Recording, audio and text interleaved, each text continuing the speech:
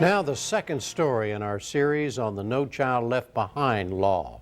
Tonight is on what some failing schools in San Diego are doing to meet the law's standards. Once again, the reporter is the NewsHour special correspondent for education, John Merrow. You cannot kill our momentum, you cannot stop or kill our spirit, and you will not stop our determination. January 7th, 2005, a school board meeting in San Diego, California. We will clean the house you refuse to clean. These impassioned parents were fighting to fix their children's schools, schools that were not only failing, but had been allowed to keep failing year after year after year. Good morning. Schools like Keeler Middle School, where in 2004, Patricia Ladd took over as principal. Good morning. How are you? My first day here, I thought, oh my goodness, what am I in for? Good morning. At any point in time, I would see 20 to 100 students just roaming the campus. Good morning. How are you? Many stories of setting fires in the bathrooms, destroying property. Good morning. How are you? A campus of chaos. Violence also plagued Gompers Middle School just a few miles away, where in 2004, Vincent RIVEROLL took over as principal. I remember meeting my first student who came up to me and said, "Why are you wearing a suit? It's just going to get ripped when you break up a fight." I need everybody listening and no one should be talking. At both schools, more than half the teachers were leaving every year. Please raise your hand. Many of those who stayed, says Gompers teacher TRACY JOHNSTON, had simply stopped caring. They had been doing the same thing for 35 years. They didn't like our kids. They liked the paycheck. What it all added up to was students who weren't learning. On California's state proficiency tests, 3/4 of the students at Gompers and Keeler were consistently failing. The federal law called No Child Left Behind says that after 5 straight years of failing test scores, schools have to make major changes in the way they're run. It's a process the law calls restructuring. The law spells out restructuring options that include taking control of the school away from its local school district. At most of the 1,300 schools nationwide that have had to restructure so far, that hasn't happened. I'd like to thank the board of directors for being here today. But in San Diego, the frustrated parents, teachers, and principals at Gompers and Keeler saw the radical restructuring options of No Child Left Behind as a golden opportunity. Open the gates of wisdom. Congratulations. That they used to turn their schools around. They were supported by a reform-minded and controversial superintendent, BERSIN. It was an opportunity to start a process from the bottom up to say, if you give the facts to parents and to the community and you create a genuine process of involvement and education, that perhaps people would make a decision that in fact there needed to be more dramatic change than ordinarily is the case. And that's what happened. Perfect. Looking good. The federal law called No Child Left Behind was intended to shake things up, to force people to fix failing schools.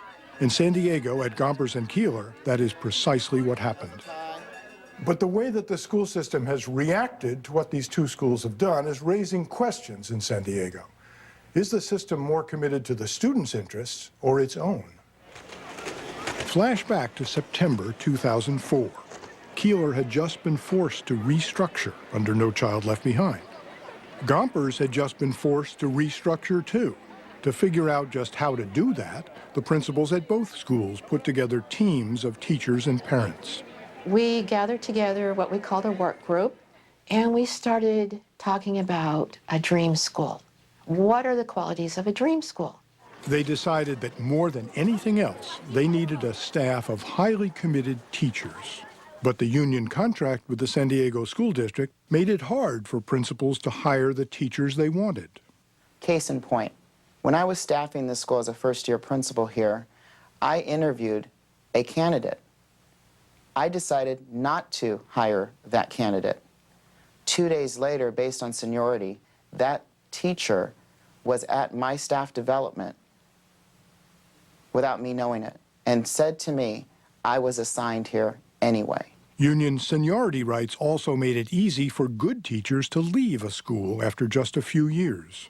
You could not build a foundation for teaching and learning when you turn over your teachers every year.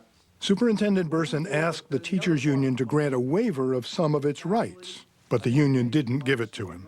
To many parents at Gompers and Keeler, like Michelle Evans, that was the last straw. We needed something radical. You know how they have cancer surgery, you have to have something radical needed to happen. The radical step that the working groups chose would enable them to break away from the San Diego School District and thereby free themselves from its union contract. They would convert their schools to what are called public charter schools, schools that run independently from the school board under the provisions of a contract called a charter. Charter is not necessarily the answer. But there would be hurdles to clear to get the necessary approval from the San Diego School Board. Supporters would have to collect hundreds of parent signatures. It took us 4 hours a day for 4 months to do this. And even collect the signatures of a majority of teachers, the very people who would lose their union rights if the schools went charter.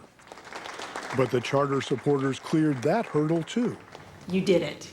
And on March 1st, 2005, the San Diego School Board finally gave its okay. Good morning. At Gompers, Vincent Riveroll and his team have made sweeping changes. Every student here is now required to wear a uniform. Look on the charts that we made yesterday to try to Of the 50 teachers who worked here before the conversion, 44 were replaced. One of the 6 who stayed is Lisa Young. Every single teacher and staff member that you see on this campus wants to be here and decided to be here and is very motivated. Number one! Attendance is up. Suspensions have plummeted. Over at Keeler, a similar transformation has been taking place.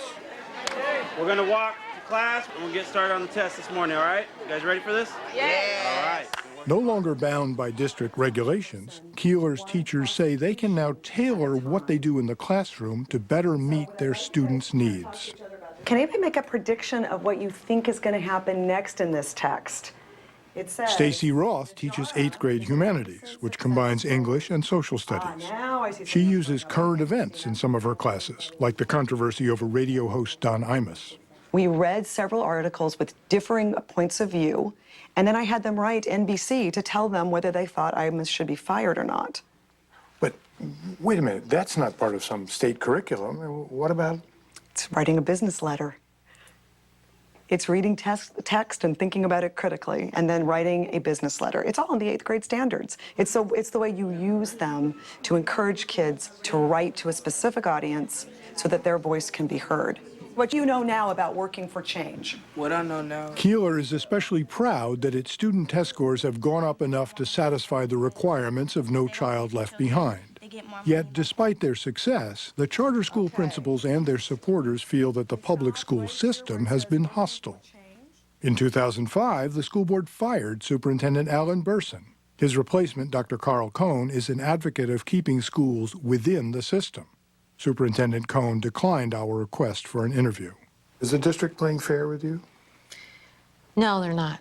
Patricia Ladd has a simple explanation for the school system's attitude. It's about money. It's about money. Enrollment's dropping throughout the city. The district is losing millions of dollars.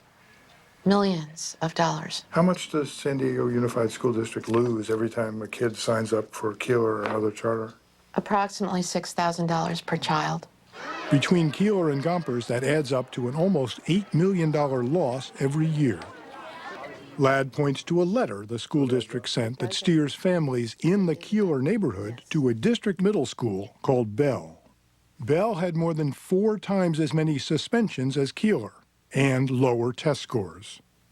The letter was signed by San Diego's deputy superintendent, Dr. GENO FLORES. We, as a school system, are required to offer a place for their students to attend. In other words, we cannot require a parent to go to a charter school. Parents can choose to go there on their own. Is Bell a better school than Keeler? For any student, every student, I mean, I think those are the kinds of choices that we're asking parents to make, which is, which school would you like for your child to attend? Here in red is Keeler, and here is Gompers Charter Middle School, and here... The school district recently announced a plan that could draw even more students away from the charter schools. The district is going to expand 7 elementary schools that are close to Gompers and Keeler to include the 6th, 7th, and 8th grades. The 7 schools you're converting are all clustered right around the charter schools. Is that a coincidence? Is it a coincidence? We are providing opportunities for parents to make decisions. Former Superintendent BERSIN says he's not surprised by what the district is doing. The point of charter schools is to compete and to force regular districts to compete with charter schools. The competition is now here. You shouldn't expect your competitor to treat you with kid gloves, so go out there and compete. Okay, very good. So now what is our next step? Let's take a look at This coming school year, because of No Child Left Behind, at least 1,000 more schools across the country may have to restructure. Who remembers that word from yesterday, profitable, and can tell me... Gompers and Keeler establishes that this is not rocket science. You begin to see parents and teachers taking action in the way that we constantly talk about. Let the teachers and the parents decide. Most people who say that really don't expect parents and teachers to take charge. But discontent is a terrific engine for social justice. And that's what's happened here. This summer, the principals of Gompers and Keeler, along with teachers and parents, are going out in the community, spreading the word about their schools, and working hard to recruit new students. Tomorrow night, John will look at how some of the nation's best teachers are responding to No Child Left Behind.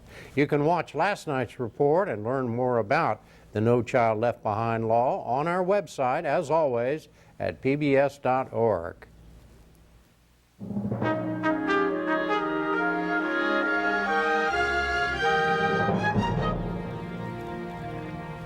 Next.